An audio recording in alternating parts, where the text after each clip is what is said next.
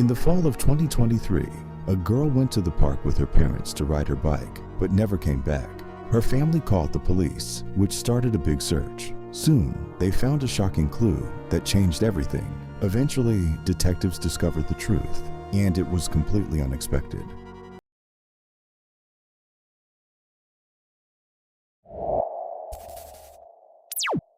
Charlotte Senna was born on September 4, 2014, in the small town of Greenfield, New York. Growing up in a big, loving family, she was the middle of 3 sisters. Charlotte was a lively and cheerful child who loved playing with friends, spending time with her sisters, and going on nature trips with her parents. Greenfield, with a population of just over 5,000, was surrounded by forests, lakes, and beautiful parks, making it a perfect place for her family.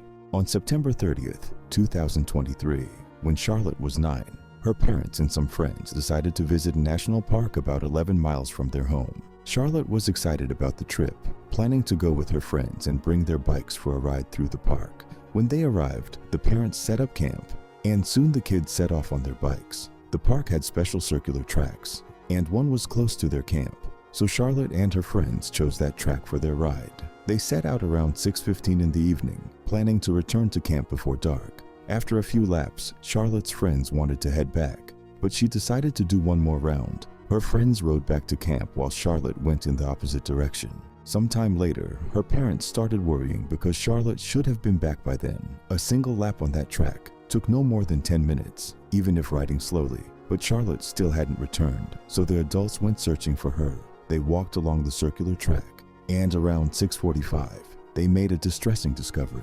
Charlotte's bicycle was abandoned next to the trail, but she was nowhere to be found. Her parents immediately feared the worst, that someone had taken their daughter. There was no reason for Charlotte to leave her bike in the middle of the path and walk away. They briefly thought there might be an issue with the bike, but everything was in working order. Fearing the worst, her parents called the police. Officers arrived about 15 minutes later and began searching for Charlotte right away. Seeing her abandoned bike, they feared she was likely abducted. However, they couldn't rule out that she might be lost in the woods, so they started a search. The police searched the entire park and closed it to visitors. They checked everyone's vehicles and camps before letting them go. Some people wanted to help with the search, but without proper organization, it only made things harder for the police. They searched every inch of the forest. Initially, they focused on the circular trail where Charlotte had been riding but found no leads. Then, they expanded the search to cover the entire park, which was about 15 square kilometers. The police got help from park rangers, the fire department, and the state police. The FBI also joined the investigation, focusing on identifying a potential abductor. They tried to get CCTV footage from every camera near the park and along the nearby roads. They believed that if Charlotte had been kidnapped, the person must have driven her away by car. FBI agents also asked the Park Service for information about all visitors since everyone had to register and pay to enter the park, and their personal information was stored in a database. However, examining this data took time due to the high number of visitors that day. They also obtained data from cellular providers about the location of all phones in the park when Charlotte went missing, considering that the abductor might have entered the park without registering. The FBI agents aimed to match visitor data from the Park Service with cell phone locations to potentially identify a suspect. Gathering all this data was a time-consuming task, and it involved approximate phone location tracking via cell towers, not precise GPS tracking. The search continued until late at night without any results. Early the next morning, officers returned to the park and the search team grew larger, with over 400 people participating. The police also reached out to the public through the media, urging people to share any information about Charlotte's disappearance. The case quickly gained widespread attention, with the state governor addressing the issue at a press conference and showing support for the family. That same morning, the police activated the Amber Alert system to quickly notify residents about Charlotte's disappearance. They hadn't used it on the first day to make sure Charlotte wasn't just lost in the park. By now, it was almost certain she had been abducted, as she should have been found if that wasn't the case. Unfortunately, the searches once again yielded no results, and the FBI's attempts to identify the abductor were unsuccessful. By evening, the police began to realize that finding Charlotte alive was becoming more unlikely. The first few hours after a child's abductions are crucial, with a high chance of finding them alive. However, as the search for Charlotte passed this critical window, the likelihood of a positive outcome significantly diminished. Despite this, both the police and Charlotte's parents weren't ready to give up. Early on the third day, they returned to the park to continue their efforts. Meanwhile, around 4:20 in the morning, a man approached the Senna family's house in a car. He walked up to the mailbox, dropped in a letter, and quickly drove off. A police officer was observing the house from a distance but didn't approach the man, thinking he might be a family acquaintance expressing support for Charlotte's parents. Various people had visited the house during those days, leaving letters and food. Despite the officer's initial hesitation, he found the man suspicious and decided to check the mailbox. Inside was a note that instantly changed the course of the investigation. There was a letter written by the kidnapper stating that he had Charlotte and was willing to let her go in exchange for $50,000. The note was immediately sent to the lab, where experts urgently began their analysis. Soon, they uncovered several fingerprints and ran them through the databases, but there were no matches. Around 2:30 p.m., they made a second attempt, and there was a breakthrough. The fingerprint matched a 47-year-old man named Craig Nelson Ross Jr. He had been in the New York State database since 1999 following his arrest for DUI. Ross lived just a few miles from the Senna family's house, and the police quickly headed there. However, they encountered a problem. The house at the address had recently been seized due to Ross's failure to pay property taxes for years. Researching more information on Ross, the police quickly learned that he had been residing in a trailer on his mother's property. The woman's house was located 14 miles away from Greenfield. The police swiftly obtained a warrant and sent over 30 officers to the scene, with a helicopter covering them from the air. They surrounded the trailer, stormed in using flash grenades, and arrested Ross. The man attempted to resist, but he was quickly apprehended.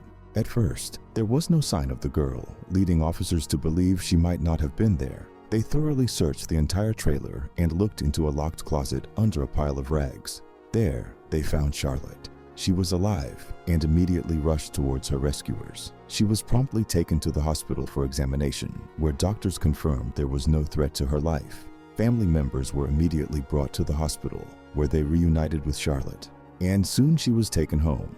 Her parents, along with hundreds of people participating in the search, were overjoyed. It is worth mentioning that just 10 minutes before her release, Charlotte's mom shared a strange premonition. At that moment, she was in the park, where active searches were ongoing. She expressed a strong feeling that hinted her daughter would come home that day. And 10 minutes later, the police informed her of Charlotte's rescue. Meanwhile, detectives arrested Ross without bail and took him in for questioning. Given that this case is still ongoing, the police haven't disclosed any details of the interrogation. Ross did not admit guilt, so the case will go to court. However, some information about him and his motives is already known. His ex-girlfriend told journalists that in 2017, she obtained a restraining order against him. At that time, she lived with him, his 12-year-old son, and his 4-year-old daughter in his mother's house. During an argument, he attacked her and tried to strangle her, leading her to report the incident to the police. According to the woman, Ross may have been planning the abduction for months. She revealed that throughout his life, he never wanted to work and always sought ways to live off others, especially his mother. He played on her empathy by claiming to suffer from a serious illness, and she agreed to support him. Ross's ex-girlfriend believes he had a specific reason for targeting Charlotte's family. Even though her parents were of ordinary middle class, her late grandfather had significant wealth. In 1998, he suffered a severe injury and successfully sued the city, receiving over $2 million in compensation. Many people in Greenfield still remember this story, even after more than 20 years. The ex-girlfriend said Ross knew about this payout and likely wanted to profit from the kidnapping. Charlotte was taken from the park when she was left alone for just a few minutes, suggesting Ross was watching her. She believes he may have been watching the family for a long time, studying their routine and waiting for the right moment. There was another sign that the crime was planned. According to his ex-girlfriend, several months before the incident, Ross covered his trailer with a tarp, something he had never done before. Since he kept Charlotte there, this suggests he might have been preparing for the abduction. Ross's neighbors also shared concerning stories. One woman recalled an incident where Ross tried to take her 10-year-old son, and she had to step in. Another neighbor said Ross's family had always been problematic, and Ross frequently went around asking for food from neighbors.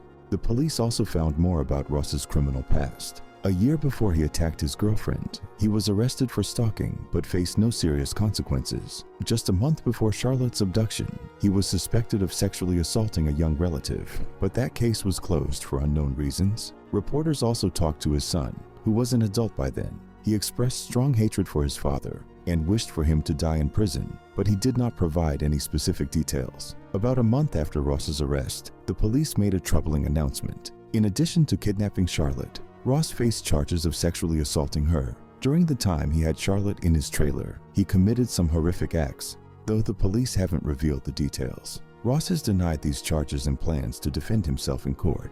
Given that Charlotte was found in his trailer, it's unlikely he will avoid jail. Besides the fingerprint on the ransom note, investigators found more evidence linking him to the crime. They checked the location data of phones in the park at the time of the abduction and found that Ross's phone was one of them. So, it's almost certain that he will be convicted. As preparations for the trial continue, detectives are also looking into whether Ross might be linked to 2 other unsolved cases. In August 2003, 18-year-old Jennifer Hammond went missing in Milton while selling magazines. She was supposed to meet colleagues after her shift but never showed up. 6 years later, her remains were found near a lake about 11 miles from town. She disappeared just a few hundred yards from where Ross was living at the time. 2 years later, 19-year-old Christina White vanished from a trailer park a mile away from Milton. Her remains were discovered a year later, but the case remained unsolved. Ross lived in the same trailer park at that time. The police are now investigating Ross's possible involvement in these cases. They either lack evidence or are keeping it confidential for the investigation. Charlotte's trial is scheduled to begin in April 2024. Even with clear evidence of his guilt, there's a chance Ross might be offered a plea deal if he continues to deny his crimes. To avoid putting Charlotte through the trauma of testifying, a plea deal could be a possibility. For now, everyone is waiting for the trial and hoping for justice. Alright guys, share your thoughts on this story in the comment section, and don't forget to hit the like button and subscribe. Thank you for watching.